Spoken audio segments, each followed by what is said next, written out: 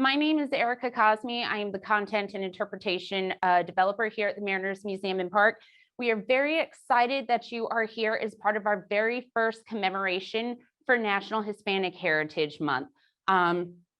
We hope to make this an annual thing, but again, this is the first year we're doing it, and many of us here are very excited. And kind of this presentation is really just going to overview a little of why we celebrate National Hispanic Heritage Month and the parts of the world that it entails. So if we look at this map here, we are looking at North America and South America, essentially where Latin America and a lot of the Hispanic culture that we will be discussing today hail from. So National Hispanic Heritage Month is observed every year from September 15th through October 15th. Those dates might seem a little, off since it's not the first through the end of the month or anything. However, there is a reason that those dates are kind of essential as to why it begins and ends around them.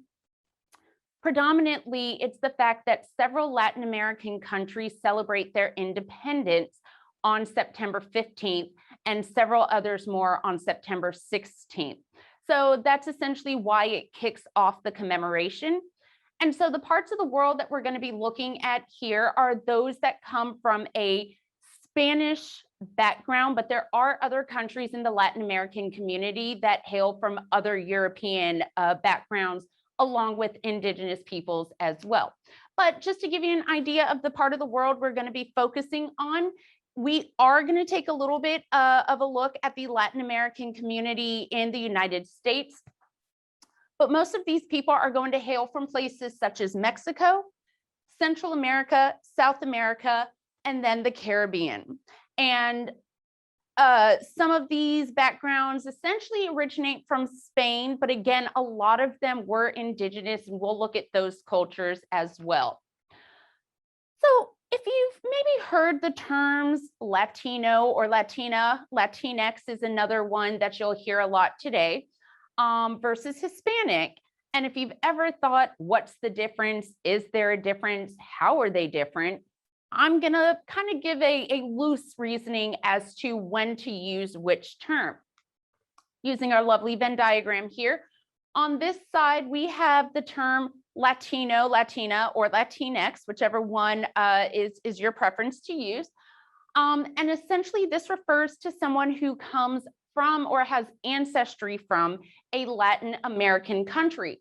So this will include, like I said, not just places like Mexico, but even places like Belize, where their predominant language is English, Brazil, where they speak Portuguese, and several Caribbean nations that still have other languages such as French in their as part of their ancestral language.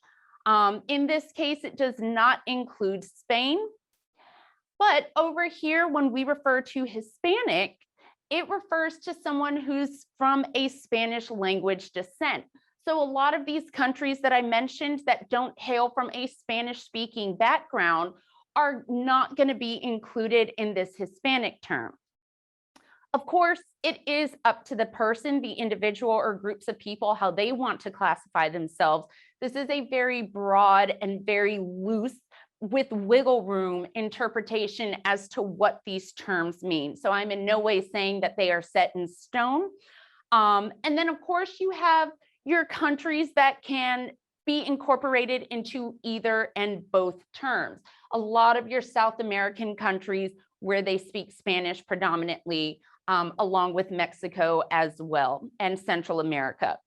So this is just to, again, give a light interpretation or example of what Hispanic versus Latino, Latina, Latinx will mean from each other. For the purpose of this program, I do typically use Latino or Latina. However, again, Latinx is a very common term, especially used today. So again, just looking at some other maps, just showing where a lot of the Hispanic regions that we're going to be focusing on today, where they are in the greater context of the world. So you've got a world map here. Looking at Asia, Europe, and Africa on this side, that's typically referred to as the Old World. And that just means this is the world known to Europeans before they crossed the, excuse me, before they crossed the Atlantic Ocean and made their way into what became the New World here. And then on this side is just a much more colorful image of, again, where we're going to be focusing on today, with many of the countries labeled as well. So again, looking at another map of Europe, as I mentioned, a lot of the people with a Hispanic background are going to hail from Spain, or at least their ancestry will. So showing where Spain is, it's over here on the Iberian Peninsula of Europe. And then I just kind of blew it up just to really hone and zoom in on that. Now you can also see Spain is bordered with Portugal, and Portugal then borders the Atlantic Ocean. So if you've ever thought about Brazil, who's got a predominantly Portuguese language background, it's because they were coming from this area here. So again, a lot of these European ancestries are going to influence these terms that we use today, but they were not the first to necessarily have settled on those lands. This is just, again, these terms are a little bit more modern and kind of relative to historical aspect and everything. But as I said, Christopher Columbus, who is eventually going to make his way across the Atlantic Ocean, was not the first person to reach South America, Mexico, Latin America as a whole. Long before any Europeans came, for thousands of years, these lands were heavily populated by dozens of types of indigenous and native peoples, tribes, and cultures. We're not talking little backward societies. We're talking about people and cultures who had great societies, language. They survived in some of the, toughest regions on our globe via, whether it's rainforest, there are deserts out here. And they did it for an extended length of time long before the Europeans came. So here's a really great map that I found online that really kind of highlights where some of these indigenous tribes were located during their heyday. Some are probably a little more familiar than others. The Aztec, the Maya, and the Inca are three that typically are fairly well known amongst a lot of people who look at South American history. But you've also got other types of groups, the Zapotec, the Olmec. You've got the Carib. The Carib is where we get Caribbean from. These were a tribe of people who populated a lot of these areas. The Arawak were another indigenous native tribe to South America. And of course, the Taino people who populated parts of northern South America into the Caribbean. And then on this side here, just another interpretation of where a lot of these great empires, a little bit more familiar, were situated throughout the Mexican, Central, and South American regions here. So I really love these maps and maps like it because they really reinforce the notion that when Europeans came, they weren't the first to do it. And to be honest, they probably wouldn't have lasted as long in some ways, maybe without the help of a lot of these indigenous peoples who helped them navigate some of these harsh areas like the rainforest, the mountains, the Andes in Peru, a lot of these desolate places. It's not to say the Europeans wouldn't have made it on their own, but they relied heavily a lot on these cultures. Many of these cultures do still exist in their ancestry throughout these various parts. Some of them did become extinct, unfortunately. But in the greater Hispanic and Latin American culture as a whole, it's important that they get recognized for their contribution of, again, establishing these great societies and cultures for thousands of years before the Europeans came in and began kind of doing their own thing in this area.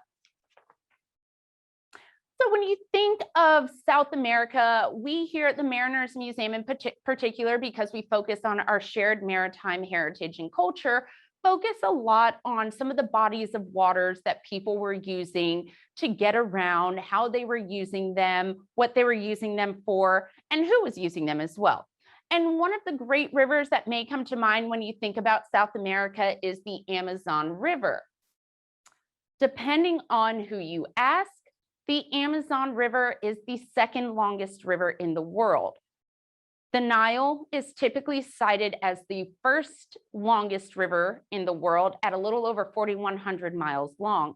However, if you look up the Amazon, you'll see that the number has changed anywhere from about 3,500 miles long to about 4,300 miles long. Part of the reason there's a little bit of contention as to which one is actually the longest river comes from the fact that historians, scholars, and other scientists are still trying to prove factually where the true source of the Amazon River lies. If it does indeed lie more so in the Andes and Peruvian area over here, then it would make it the longest river at a little over 4,300 miles long. But the Amazon River does empty into the Atlantic Ocean. And what most people, most everyone can agree on is that it is the largest river by volume, meaning how much water it discharges once it gets to the Atlantic Ocean. And I have this number on our screen, a little over 7.3 million cubic feet per second. And essentially, that is the equivalent to dumping nearly 4.7 million gallons of water every second into the Atlantic Ocean. That's how much water is being displaced, discharged by the Amazon River. So again, by volume, it is the world's largest river. By length, we will kind of hold it in second place for now until we maybe come up with a secure and final answer. In addition to the great Amazon River and the Amazon Basin, you've also got the Lake Titicaca. I apologize, it looks like my text may have fallen off there, but this is Lake Titicaca. It is situated in the Andes mountain of Peru, and it is pretty high up, located at 12,500 feet above sea level. It is also 3,200 square miles, making it the second largest lake in South America after Maracaibo. Now, just to give you an idea of how big 3,200 square miles is, the state of Delaware is just under 2,000 square miles, meaning this lake is larger than the state of Delaware. And it was a major resource for a lot of cultures that were utilizing this waterway. Here's just another great image, more at a lower level, eye level, where you can see where it's situated. You see the hills, the mountains, a little bit of islands, really kind of encompassed in the heart of the Andes Mountains. Now, what makes Lake Titicaca so important is that it was being navigated by different types of cultures, again, for centuries and even still today. We have a great example of certain types of vessels that were used by Peruvian indigenous cultures who were navigating across Lake Titicaca. And they were using something called totara reed boats made from the totara reed, which grows along the banks of Lake Titicaca. They use these reeds, they bundled them together, shaped them into boats, as you can see here and here. They also use them for housing as well, and make these this is a massive structure here. I love looking at this image, especially with this small child in here, just really giving you an idea of how, big this boat essentially was or could be. Another great example up here.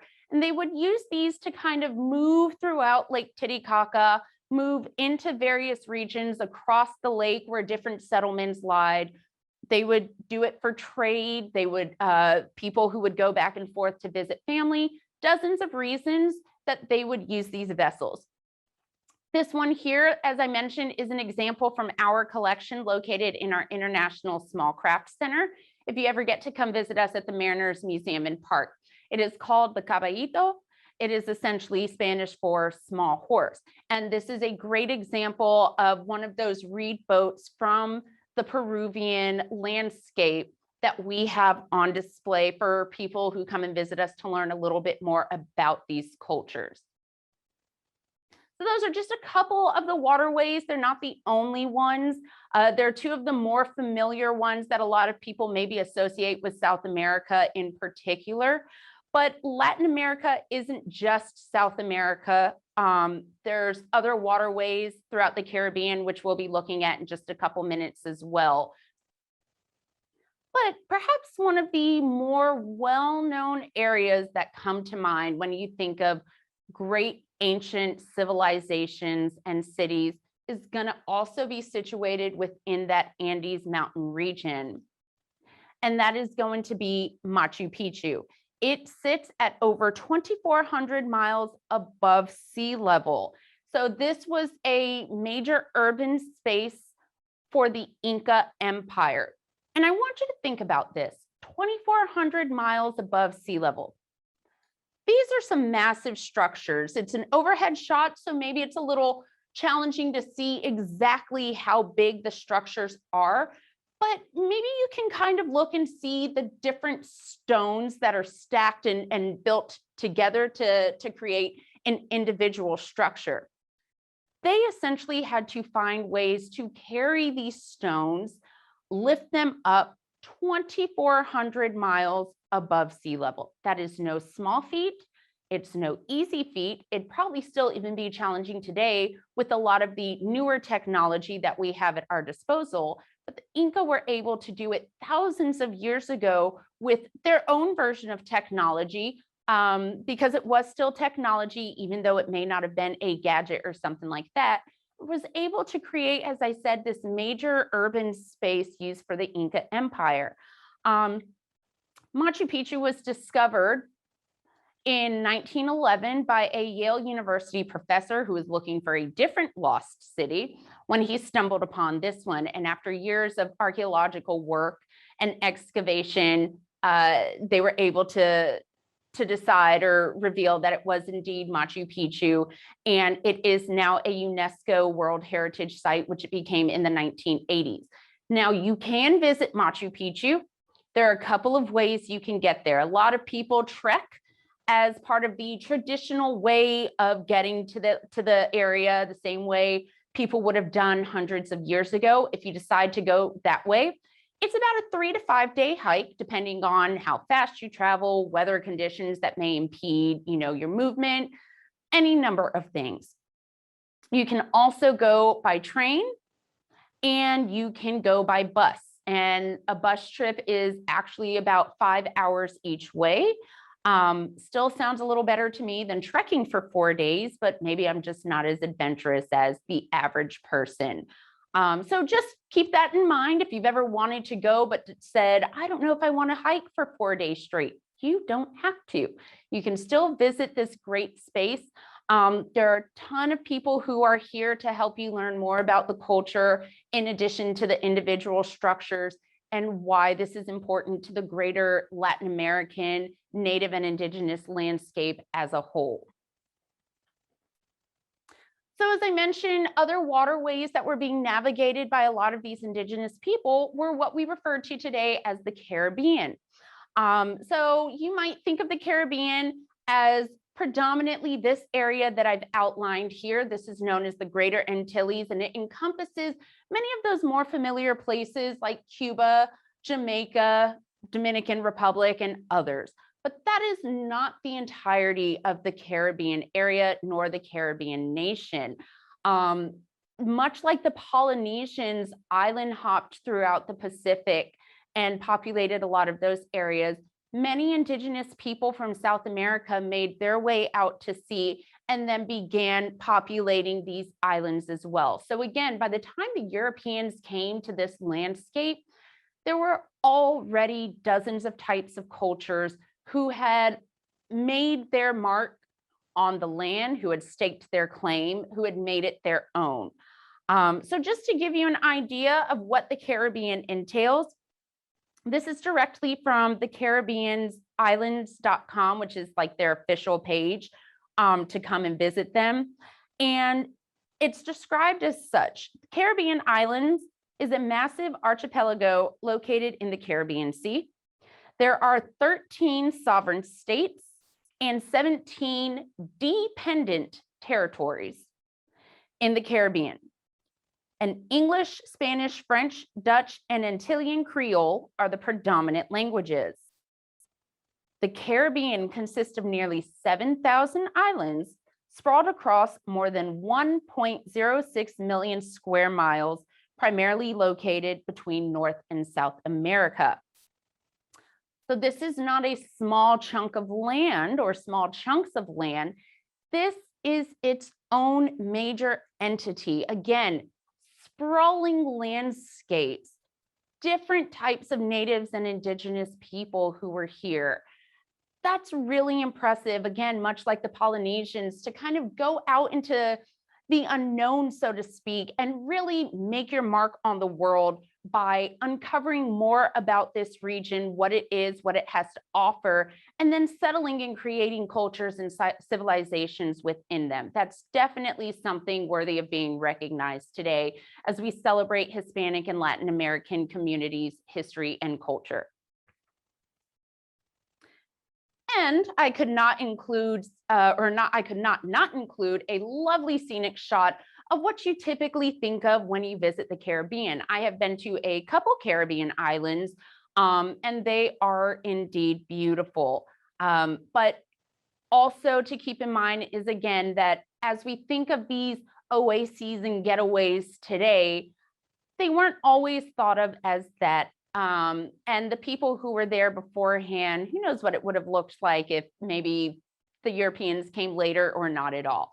But if you have not been, I do not work for CaribbeanIslands.com, but I can say I wholeheartedly encourage you to make your way out to one of these very beautiful locales, sip in the sun, enjoy the scenery, blue water, clear skies, white sandy beaches. You can't beat it. But the Europeans did eventually come. This image here from our collection is showing Christopher Columbus in front of Queen Isabella of Spain. And he essentially is asking for funds to take on a new venture. Briefly, to give you some context, if you're not familiar, Christopher Columbus had a theory that you could, instead of going east to make it to Asia, which was the predominant route that many were taking at this time, because again, Europe, Asia, and Africa were all they pretty much knew about the world. And there was an extensive trade route and trade of exchange of goods that was taking place throughout those three areas. Over time, those trade routes became heavily populated.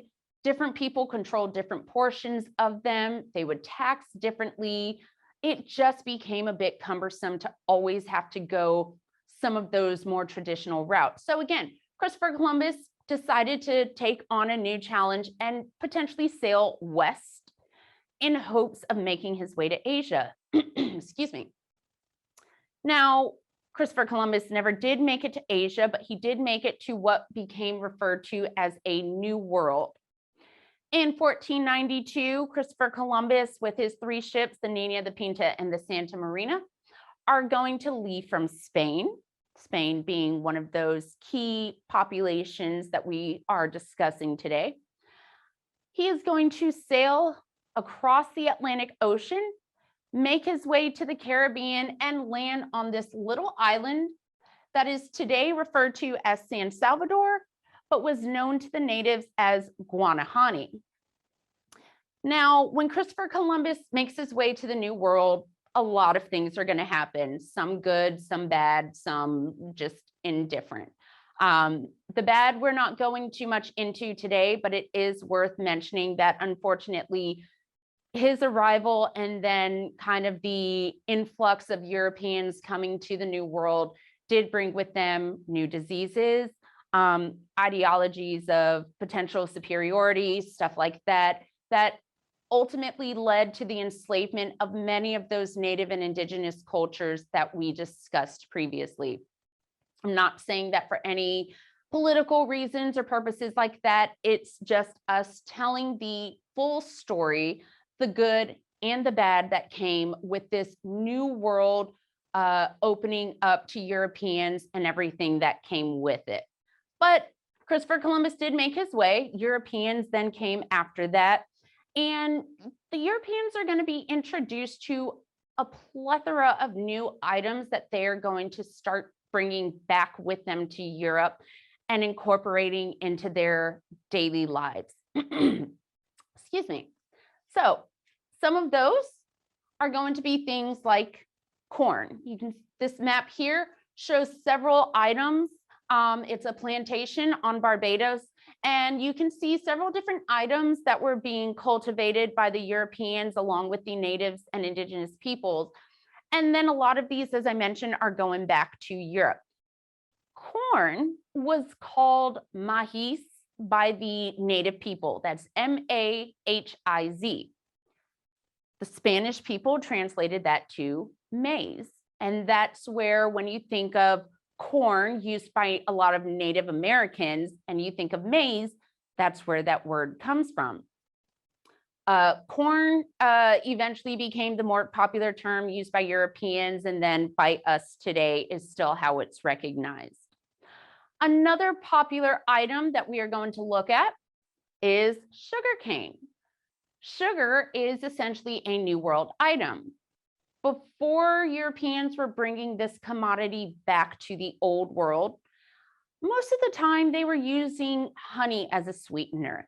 They have been cultivating bees for thousands of years and have been able to domesticate them and use them to produce their own honey, just like beekeepers do today. So honey was traditionally the commodity used as a sweetener for generations before they came to the New World. When they came to the New World, they noticed natives and other indigenous people kind of chewing on the end of this stalk. They realized it's sweet. And then they did essentially what we did. They were able to process it and create plantations where they cultivated sugar and essentially got it into its more granular form, very similar to that you see at a supermarket today. So you can kind of see here, if you think about sugar in the raw or any type of natural form of sugar that you might see in the store, it's brown. That white comes from after being processed and bleached and everything like that. But this is essentially what it looks like in its truest form. The sugarcane stalk, you can see they're grown in bundles here, and then they're processed. This is a great image from our collection, again, on Barbados, showing sugarcane being processed. Cacao. Cacao, if you are not familiar with this term, is essentially where we get cocoa from. Cocoa and cacao are similar but different. We get cocoa from cacao, but cocoa has been processed either with additives to it. It's usually processed at a higher heat and temperature, which kind of takes out a lot of the healthier aspects. If you've ever heard that dark chocolate or cacao can be good for you, it can be. It's got a lot of heart healthy properties to it and a lot of other things. But once you start adding a lot of those extra ingredients, then you get cocoa and chocolate. Super delicious. I'm a chocolate fanatic. I've got a very strong sweet tooth. However, it's a little less healthy than if you were eating cacao in its truest form. So cacao grows in these large pods here. This one here shown in cut in half. This white stuff on the outside, it's a little slick, not too sticky or anything, and actually has a very light sweetness to it. So this is the pulp that is going to be covering what eventually is the cacao seed here. You can eat the pulp. I have eaten the pulp. It is a little sweeter, and I've eaten it with the cacao seed. And I will say I've had cacao from the store and it is bitter, but a true cacao seed straight from the pod is just a whole nother level of bitterness. Not necessarily bad, just very different. So that's part of the reason that we add sugar and a lot of these other things to give cacao a much more pleasant taste. And this is not necessarily a new thing or a novelty that we began doing recently.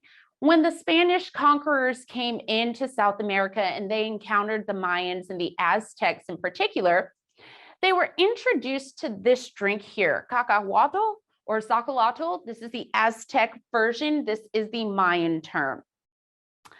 They were introduced to this beverage. It looks a lot like hot chocolate that you might enjoy on a cold wintry day, but it's not exactly true to form.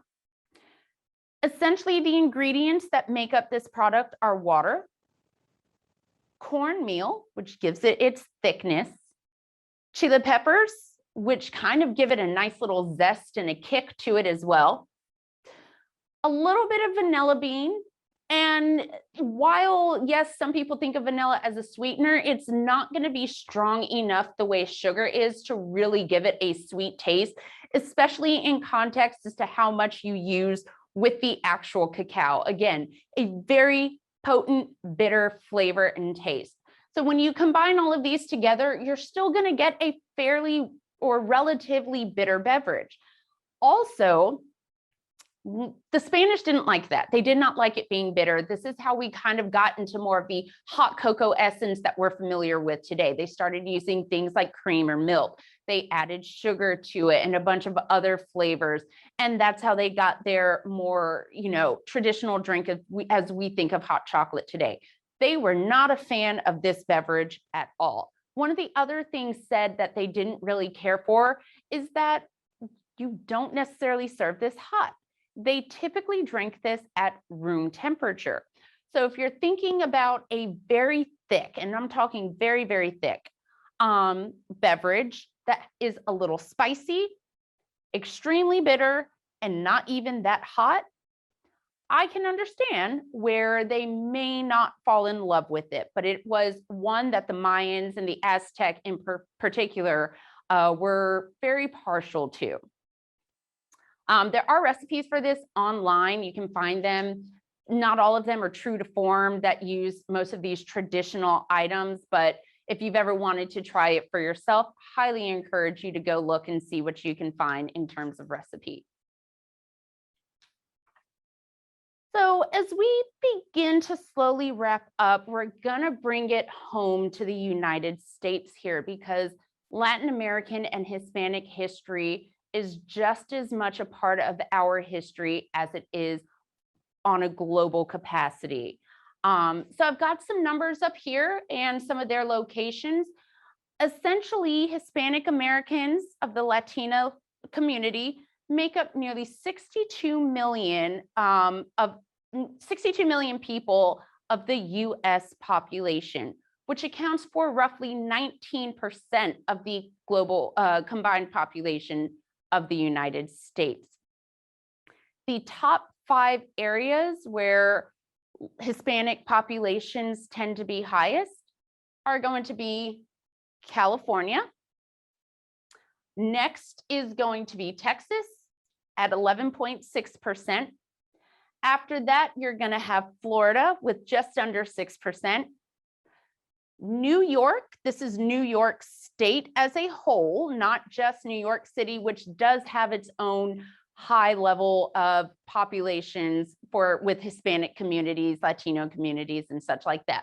But this is just the entire state of New York, not only like Manhattan Island and the 5 boroughs that essentially are associated with New York City.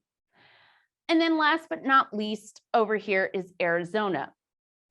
Now, if you think about where these 5 areas are, it probably is very little surprise that these 5 cities would have some of the highest clusters of Latin American communities. California, Arizona, and Texas being right along the Mexican border, and most of their population is Mexican within that greater Hispanic community. You've got Florida over here, which is just a few miles away from Cuba and other Caribbean nations of Hispanic descent. And so you've got large clusters of several of those communities down here as well. And then New York, as I mentioned, has a very diverse Latin American community, specifically within New York City. But there are several other populations and clusters of Latin Americans throughout the rest of the state as well. And not to be forgotten, down here is the island of Puerto Rico. You may or may not know, Puerto Rico is a US territory. They were given citizenship in 1917. And what that essentially means is that they are US citizens. They can travel back and forth between the mainland United States and Puerto Rico. They are not illegal or anything like that. They are part of us. Puerto Rico was acquired as part of the Spanish-American War in 1898. And then, as I mentioned, citizens from Puerto Rico were granted citizenship in 1917. So they are essentially US citizens. Our president is their president. They are actually fighting still today for true statehood. So there is a possibility that maybe in our lifetime, in the near future, we might see Puerto Rico become the 51st state. Something to kind of keep your eyes and ears open for as it continues being discussed in the news fairly regularly, especially on election years.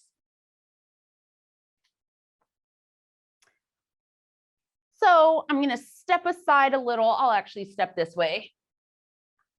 So I have here kind of just a cluster of some notable and or well-known Hispanic Americans, Latinos, and Latinas who have played a part in our history in various aspects.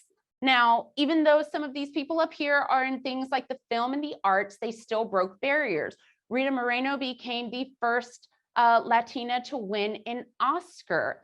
That opened so many doors for other Latino and Latinas who wanted to step into the field of being in films. It always starts with one. It may not seem like a big accomplishment in the grand scheme of issues that are kind of a part of our world, but every little step forward is a step forward. Gloria Estefan is of Cuban descent. I have her listed as arts and music, but she is actually also a very strong activist for Cuban rights, both in Cuba and in Florida, where there's heavy Cuban populations as well. You've got sports players, Roberto Clemente, who unfortunately passed in an airplane crash at the height of his career, but he also regularly went back home and provided aid when he could. He sent supplies. He was still very active in his community. Ellen Ochoa was the first Latin American female to go into space. Big accomplishment there. And then you've got others, again, in politics, whether you love them or hate them, they've still broken barriers, broken glass ceilings, just so many other things. Lin-Manuel Miranda recently became even more popular, of Hamilton fame, and Cesar Chavez, who fought for civil rights, especially regarding unions during Depression era times and civil rights era's times back in the 1940s, 50s, and so on. So they may all look different.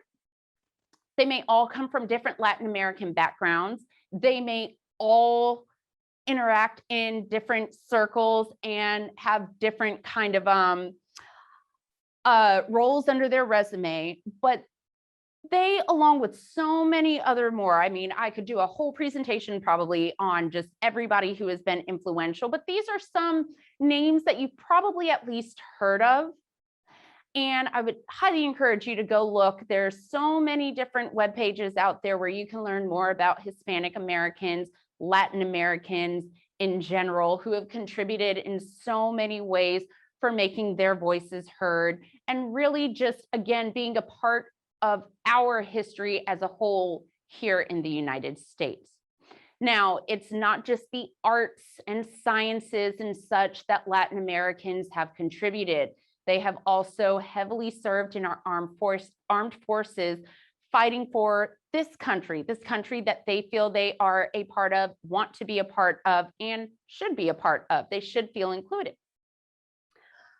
These are images from our collection here at the Mariners Museum Archives, and we are looking at Staff Sergeant Lucian Adams. And why he is important, not only because we talk about him in our galleries, or well, in our institution, excuse me.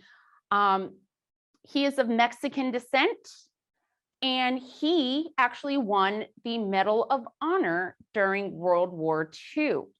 And I have here his citation that was earned when he received his Medal of Honor, and I am going to read it.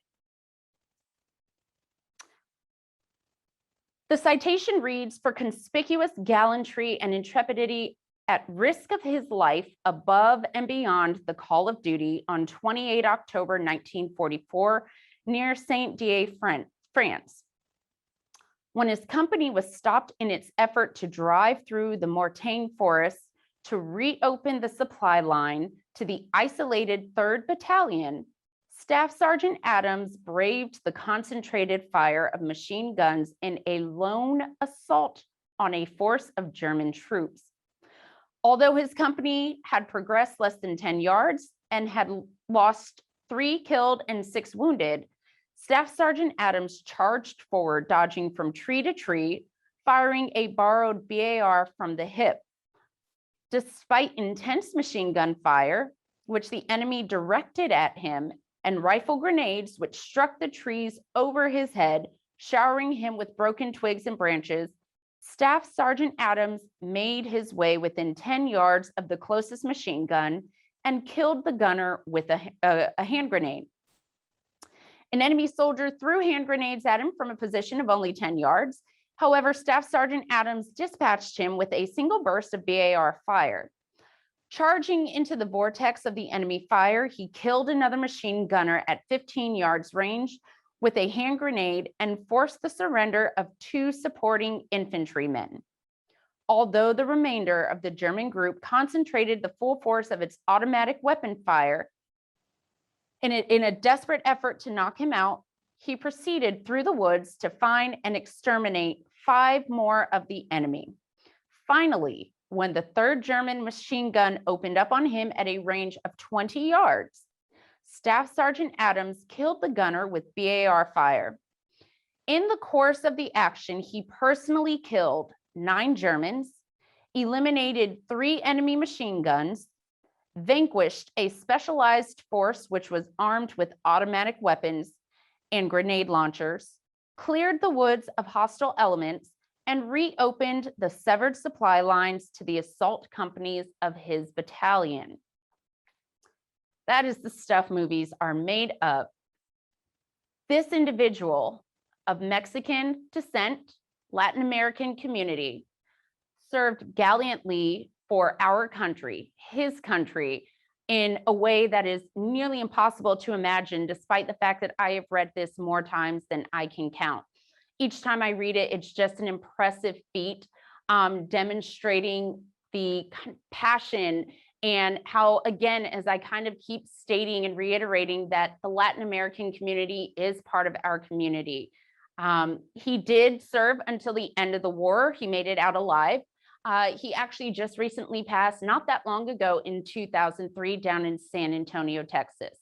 So I'm very, kind of proud to be at an institution where we have photographs of men like this who have courageously served their countries. He won one of the highest honors you can in this country, and he is a part of our collection and just one of the many reasons that I love working here at the Mariners Museum and Park, because we get to share their stories, and their stories keep the memories alive and remind us of all the important things of our communities, and as part of our mission says, our shared maritime heritage. So with that, that is kind of just a very brief summary of the Hispanic community, what it entails, Latin American history and culture, why we celebrate National Hispanic Heritage Month. These communities are important on a global landscape, not just here in the United States. Their history and the cultures that remain, even those still alive today, again, just are part of the greater story and part of the greater maritime story as well. In just a moment, I'm going to pass it back over to Sherry to answer as best as possible any questions that I can.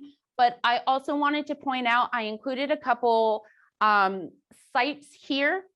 If you wanted to learn a little bit more about Hispanic Heritage Month and the different offerings that are taking place nationally, you can visit HispanicHeritageMonth.gov. That is the official website, and learn a little bit more about what it is, what it encompasses, and other events that might be taking place. I've also included our catalogs page, where if you wanted to see images like this gorgeous map of Latin America, South America, and such, along with images like Staff Sergeant Lucian Adams, you can visit catalogs.marinersmuseum.org. You can also visit our main page at marinersmuseum.org. And then I have my email address here. That way, if you think of something after the fact that you wanted to ask, or anything that you wanted to share personally, you can contact me directly. And I am always happy to hear from our wonderful guests who attend these lectures. And with that, Sherry, I will pass it back over to you. Thank you so much, Erica, and thank you everyone for joining us today. I don't see any questions in the Q&A box or in the chat room. So if anyone has any questions, you can type them or you can raise your hand. So last chance for questions. I don't see any, but again, you do have Erica's direct email. If you go away and think of a question and say, oh my gosh, I want to know the answer to this, please send her an email. Otherwise, thank you for joining us. Enjoy the rest of your weekend, and be sure to check out our website. You had to do that to register, so you know what it is, marinersmuseum.org, for other programming for National Hispanic Celebration Month and our other programming in general. Thank you so much, Erica. Thank you all. Wonderful job. Thank you so much. You did a fantastic job. Thank you. All right. Bye, everybody. Bye. Thank you.